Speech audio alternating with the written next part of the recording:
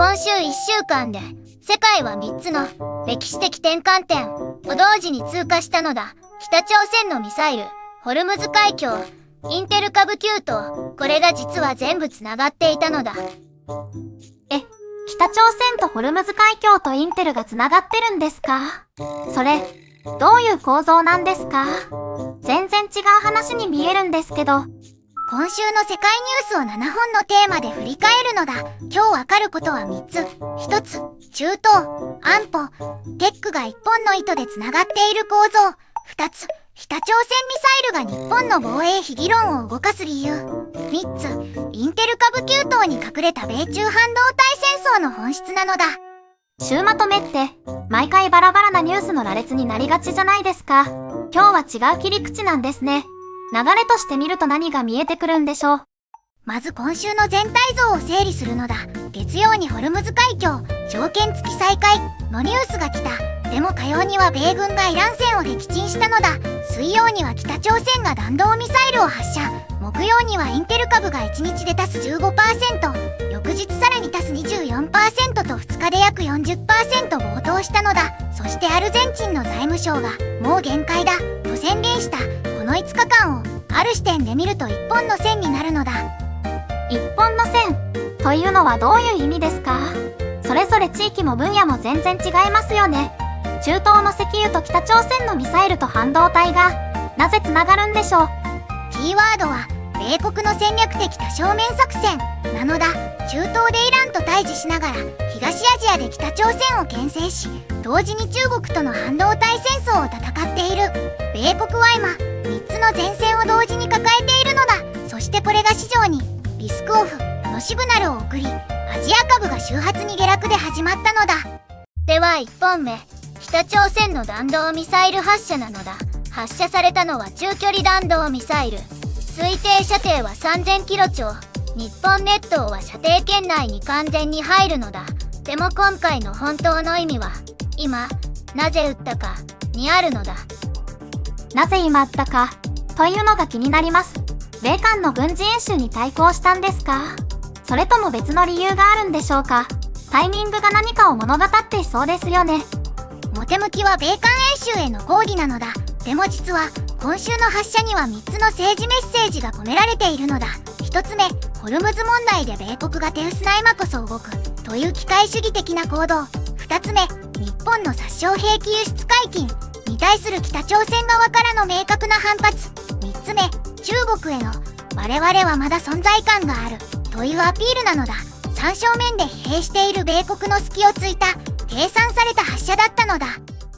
ちょっと待ってください。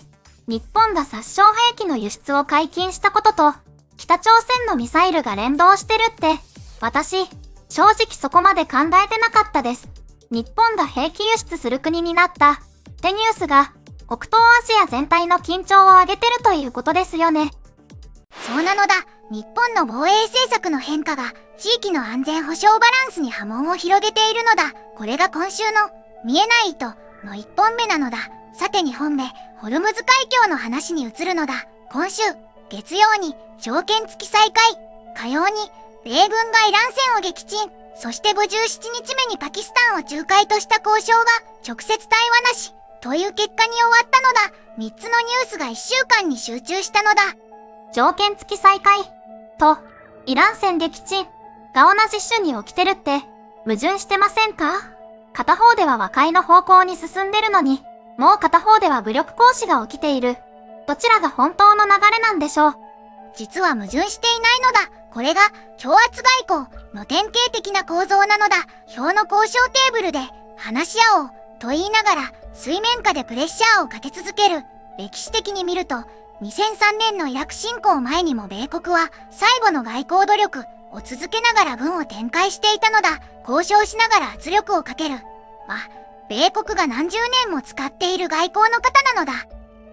3本目、インテル株の話なのだ。今週2日間で足す 15%、足す 24%、合計 39% の急騰なのだ。なぜこれが米中半導体戦争の転換点なのか。インテルが復活の兆しを見せることは米国の半導体自給戦略が前進していることを意味するのだ。CHIPS 及び化学法で投入した520億ドルの補助金がようやく株価という形で評価されたのだ。でも、この話には日本への直撃がある。後ほど説明するのだ。インテルが復活すると、なぜ日本への直撃があるんですか？むしろ半導体市場が元気になるのは良いことじゃないでしょうか。そこに落とし穴があるということを。インテルの復活は、米国の国内生産回帰を意味するのだ。これまで台湾 TSMC、そしてラピダスへの期待でつながっていたサプライチェーンが、再び米国内に引き戻される可能性がある。日本政府が国策として支援している熊本の TSMC 工場、そしてラピダスの北海道工場計画、これに影を落とすのだ。米国が自分で作れる、となれば、日本に生産委託する理由が薄れるのだ。これが直撃なのだ。ちょっとここで私の意見を言わせてください。インテルの復活と日本の半導体政策って、国家の産業戦略の家計ですよね。日本がラピダスに数千億円を投じているのに、インテルが先に復活してしまったら、私はその国策投資が本当に正しかったのか、国民として問い直す必要があると思っています。先輩はどう見ますか？鋭い問いなのだ。僕の正直な見立てを言うと、ラピダスはインテルに勝つためではなく、米国のサプライチェーンに入り込むための投資なのだ。目的が違うのだ。でも、その戦略がちゃんと政府内で共有されているかは正直疑問なのだ。国民への説明は明らかに不足しているのだ。4本目、スペース X と NASA アルテミスの話なのだ。スペース X が IPO 上場に向けて動いているという観測が出た同じ週に、アルテミス計画が2年追加遅延するという発表があったのだ。これが実に皮肉な構図なのだ。民間宇宙の時価総額が膨らむ一方で、国家宇宙開発の予算は行き詰まっている。宇宙は国家から民間へ、という権力移行が今週だけで2つのニュースに凝縮されたのだ。5本目、アルゼンチン財務省の限界宣言なのだ。財務省がもはや経済的な手段が尽きたと公言したのだ。1990年代の通貨危機以来最悪の状態に近いという評価もある。日本との関係で言えば、アルゼンチンは日本の大豆、飼料の主要輸入元なのだ。アルゼンチン経済が崩壊すると、畜産農家の飼料代が上がり、スーパーの牛肉、豚肉、鶏肉の価格に響くのだ。畜産農家の経営を直撃する問題なのだ。アルゼンチンの話、正直遠い国の話だと思ってたんですけど、スーパーの肉コーナーに直撃するんですね。農家を経営している家庭や、酪農、畜産に従事している方は、今週のアルゼンチンニュースを他人事で見られないということですよね。6本目、香港女優クリスタル、ティンの2度目のがん告白なのだ。これは芸能ニュースのように見えるが、医療ニュースとして見ると深い意味があるのだ。がんの再発率は初回治療から5年以内に起きるケースが多く、特に乳がんや卵巣がんは10、20% の確率で再発するのだ。今週、香港でこのニュースが出た翌日に、日本の厚労省が CAR、T 細胞療法の保険適用範囲拡大を発表したのだ。偶然のタイミングだが、がんの再発と戦う新しい武器が同時に話題になった週だったのだ。CR、T 細胞療法って、以前の動画で、全員完全走行という話がありましたよね。